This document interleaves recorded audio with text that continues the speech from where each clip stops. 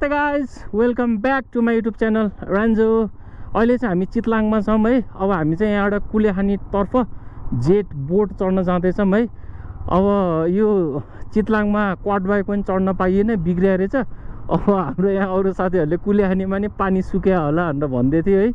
अब पानी छ छैन होइन, जेट बोट छ कि छैन अब कुलेखानी गएर थाहा हुन्छ है। अब चाहिँ हामी कुलेखानी तर्फ लाग्दैछौँ है त गाइज, जेट बोटको लागि। अब लास्ट भोक लगाइरहेको थियो है, यसो खाना खाऊँ भनेको।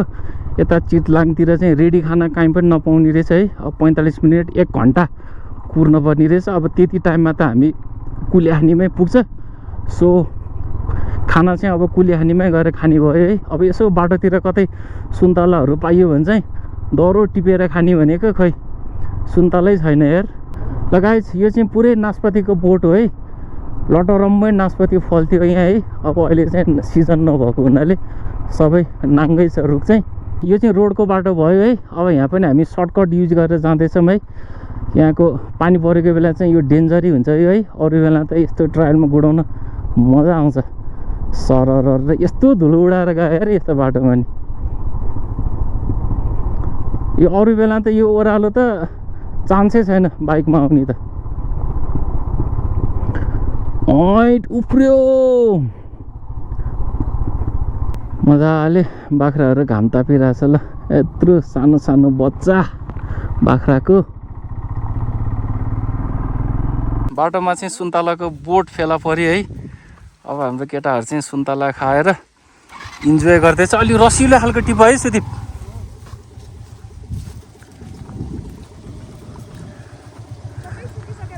है यो सुन्तला हो कि मुन्तला हो? यो त सुन्तला होइन रे नि। सुन्तला होइन रे सुदीप, यो जामिर रे जामिर। ल गाइज, अघि चाहिँ सुन्तलाको होइन रहेछ है। यो चाहिँ सुन्तलाको बोट रहेछ। अब हाम्रो सुदीपले चाहिँ एउटा सुन्तला टिप्दैछ ल। हाम्रो दिदीले यहाँ चट्ट घर अगाडि नै सुन्तलाको बोट रोप्नु भएको रहेछ है। अब लड्ला है सुदीप बिस्तारै।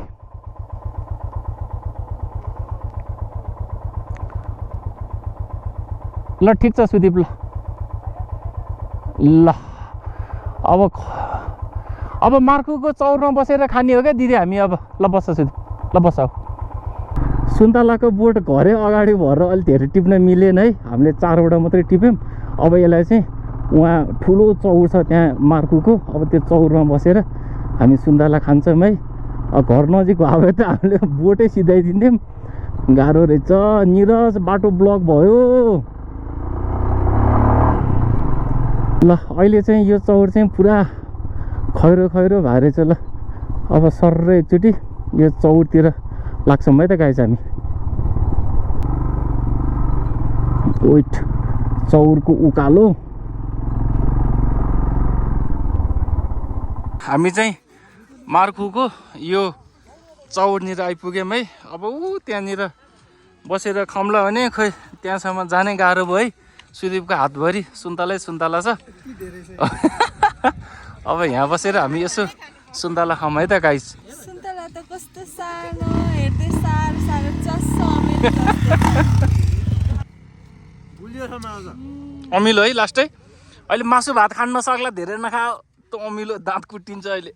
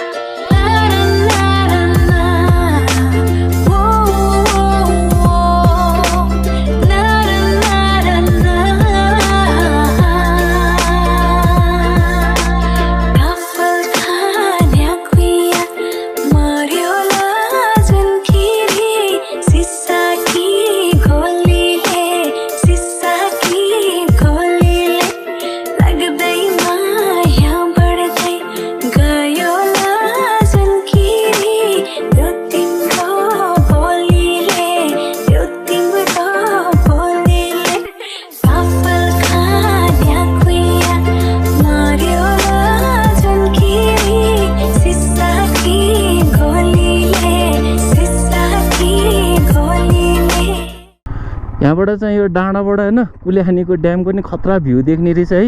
अब डुङ्गासुङ्गा पनि डरै रहेछ त्यहाँनिर। अब हाम्रो केटाहरू चाहिँ भोक लाग्यो भनेर यहाँ दौडिसक्यो है। अब अनेक चाहिँ त्यहाँ तल खाना अर्डर गर्दैछ। अब हामी कुलेखानी गएर मारी चामलको भात खानुपर्छ ल। ओहो गाह्रो, केटाहरू अगाडि दौडिहाल्यो, मारी धुलो खाइयो यार। अब हामी अगाडि गएर धुलो खुवाउनुपर्छ।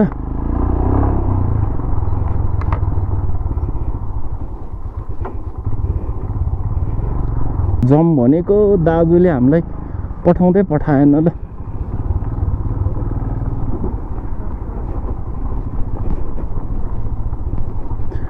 यस्तो डाँडा काँडा चढाउनु चाहिँ फेरि सही छ यो बाइक चाहिँ ल।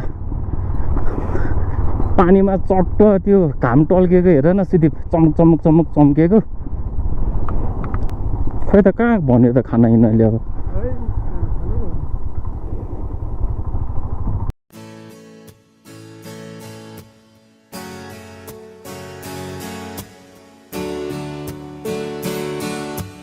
ल गाइस, यहाँ त बिरालोले टेबलमै आएर मासु मात्रै खाँदो रहेछ है। ल खाँदैन यसले हड्डी। हामीले त भात पनि खान पाइनौँ।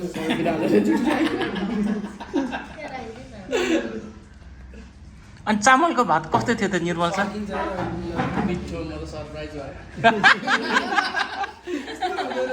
यो कुलेखानीको ड्यामनिर चाहिँ दिउँसो 30 रुपियाँ, राति चाहिँ 100 रुपियाँ भनेर राखेको छ है। अब फाइनल्ली हामी ड्याम आइपुग्यौँ है गाइज। कुलेखानीमा डुङ्गा चढ्नेको भिड टनाटन रहेछ ल। हामी चाहिँ डुङ्गाको टिकट काउन्टरमा जाँदैछौँ है। अब रेटहरू के कस्तो रहेछ अब एकचोटि बुझौँ है त गाइज। हाम्रो डुङ्गाको के कस्तो छ रेटहरू?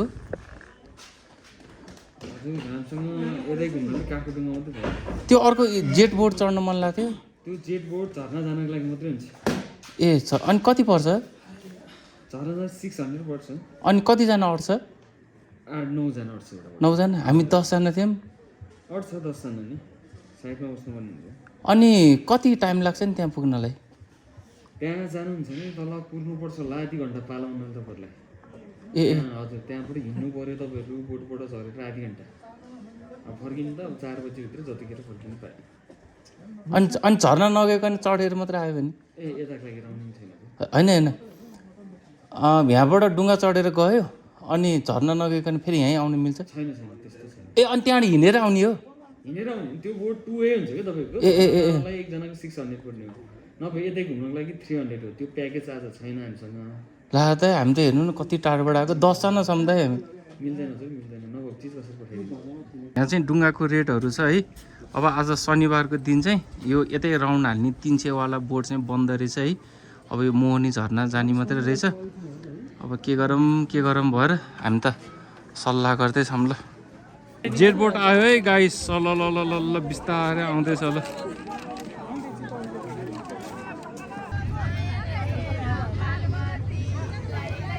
ल के भयो फेरि आउनुभयो त? ला जेट बोटमा चाहिँ पुरा तेल सकिएको रहेछ है। अब हाम्रो दाजुले यहाँ तेल हाल्दै हुनुहुन्छ। कहाँ हो त ट्याङ्की?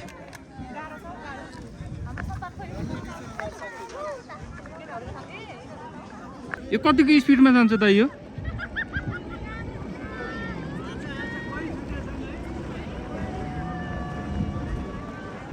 यही हो स्पिड? यति हो त स्पिड दाइ? खै यो स्पिड यति नै हो? हाम्रो यहाँ केटाहरू चाहिँ ल डुङ्गा चढ्ने भनेर मजाले यहाँ पालो कुरेर बस्दैछ है। टनाटन यस्तो प्याक छ। आज शनिबार भएकोले यस्तो भएको है। यो फाइनल्ली चाहिँ हामी काठको डुङ्गा चढ्ने भयो है। पर पर्सन 110 रुपियाँ रहेछ। अब हाम्रो गाइजहरू चाहिँ अब लाइफ ज्याकेट लाउँदैछ है। फाइनल्ली हाम्रो पनि पालो आयो डुङ्गा चढ्ने है। अब हाम्रो साथीभाइहरू डुङ्गा चढ्दैछ। अब जेट चढ्ने चाहिँ त्यस्तै त्यस्तै भयो है। अब यो काठको म यहाँ टुप्पोमा बस्ने हो क्या? किन के भयो त? किन म मोटो भएर? ए ल मलाई यता पठाइदियो है केटा। म त यहाँ टुप्पोमा बसेपछि सजिलो हुन्छ। हाम्रो पनि डुङ्गा चाहिँ सर्र पानीमा यसरी गुडेको छ है। कम्ता ल्याङ भयो है प्रदीप सर्र भयो होइन। अब हामी चाहिँ आज खास जेट बोट चढ्ने भनेर आएको होइन। आज शनिबारको दिन चाहिँ जेट बोट एकदम प्याक हुने रहेछ। अनि मोहनी झरना जानुपर्ने रहेछ त्यो चढेर है। अब मोहनी झरनासम्म गएर आयो भने त टाइम छैन हामीसँग। अब यत्तिकै नर्मली राउन्ड हान्ने जेट बोट चाहिँ शनिबार पाउँदैन रहेछ, सन्डेबाट फ्राइडेसम्म मात्र रहेछ है। त्यसैले हामी यो काठको डुङ्गा चढ्दैछौँ है। दाइ एकचोटि यो दुईवटा टसाइदिनु न एकचोटि। सुरक्षा अरे के अरे सदीक्षा ल अलिकति है दाइ अलिक सँगसँगै गरिदिनु न। यसो हाम्रो टेकले हान्नु पऱ्यो एउटा होइन। अनिक तँले दाइ चाहिँ न यो समात्न, यो जोड अलि यता दाइ अलिक स्लो गर्नु न। एकचोटि सँगै टसाउँछ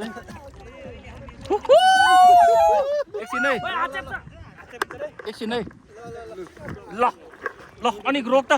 फाइनल्ली हाम्रो दुईटा डुङ्गा चाहिँ भेट भएको छ गाइज। अब एउटै बोटमा 10 जना अटाउँदैन रहेछ है। अब पार्ट छुट्याएर हामी घुम्दैछौँ होइन। अरू केही भन्नु छ कि? जेट बोट चढ्नु नपाएर मन दुखेहरू कोही के छैन भन है। यहाँ एकछिन रोकेर भयो नि चढाइदिन्छु तिमीहरूलाई म।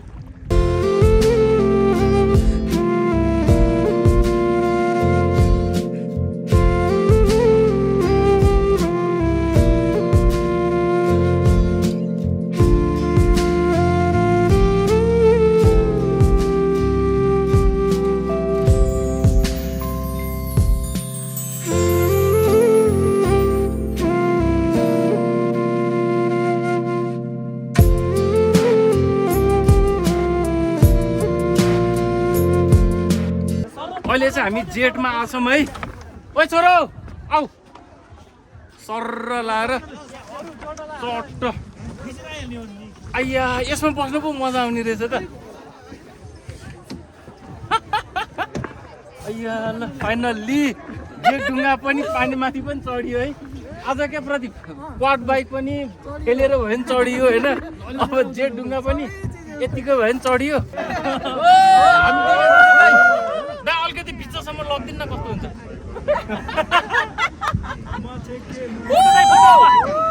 एउटा फोटो कुलेखानीमा मजाले डुङ्गा खेलिसकेपछि लास्टै गर्मी रहेछ है। हामी चाहिँ अब यो सुन्तला लिन आछौँ है। लास्टै महँगो भयो क्या यो त। मिलाएर दिनु न हो ल मिलाएर हालिदिनु ल। 1.5 किलो जति हालिदिनु ल। ल अनि छानेर हाल्दा ल 2 किलो हालिदिनु ल। अनि बदम चाहिँ हामीसँग हामी चाहिँ सुन्तला लिएर चौरमा आइपुगेको छौँ है। अब कोही उड्दैछन् कोही बस्दैछन् है। अब यहाँ भुइँभरि लटरममा सुन्तला छ, मजाले खानुपर्छ होइन निर्मल सर?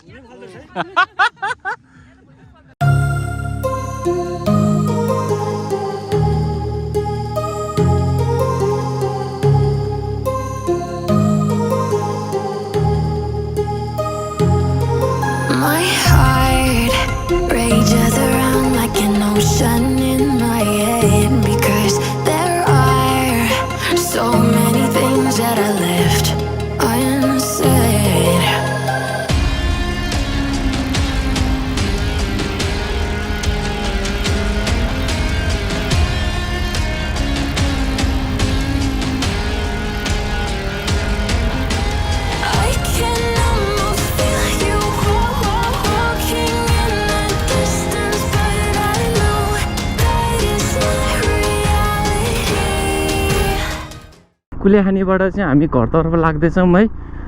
अब आजको दिन चाहिँ के भयो ल जेस बोटिङ सोटिङ गरेर हल्का फुल्का रमाइलो गरियो है। अब गर्मी चाहिँ लास्टै गर्मी रहेछ। धुलोको पनि कुरै नगऱ्यौँ है। अब हाम्रो यो कुलेखानीको भ्लग चाहिँ यहीँ इन गरौँ है त गाइज। ल बाई।